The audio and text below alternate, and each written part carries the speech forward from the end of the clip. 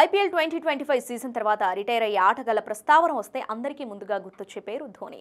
44 ఏళ్ల ధోని అంతర్జాతీయ క్రికెట్కు రిటైర్మెంట్ ప్రకటించి చాలా కాలమైన ఐపీఎల్లో కొనసాగుతున్నాడు. ధోనికి ఈ సీజన్ ఆఖరిదని చాలా మంది అంటున్నారు.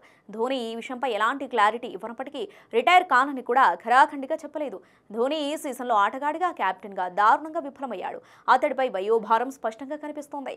ఈ ఐపీఎల్ సీజన్ తర్వాత రిటైర్ అయ్యే అవకాశం ఉన్న మరో ఆటగాడు రవిచంద్రన్ అశ్విన్. 39 అశ్విన్ ను ఈ సీజన్ మెగా వేలంలో చెన్నై సూపర్ కింగ్స్ భారీ మొత్తం వెచ్చించి సొంతం చేసుకుంది. అయితే యష్ అంచనాలకు తగ్గట్టుగా రాణించలేదు.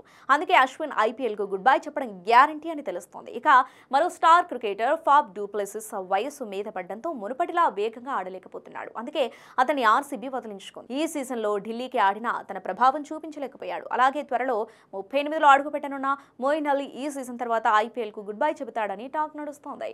మోయిన్ విదేశీ లీగ్లపై దృష్టి పెట్టేందుకు తనకు పెద్దగా డిమాండ్ లేని ఐపీఎల్ను వదిలేసుకోవాలని అనుకుంటున్నట్టు తెలుస్తోంది. వీరితో పాటు మోహిత్ శర్మ, అజింక్య రహానే కూడా ఈ సీజన్ తర్వాత ఐపీఎల్కు గుడ్ బై చెప్పవచ్చని టాక్ నడుస్తోంది.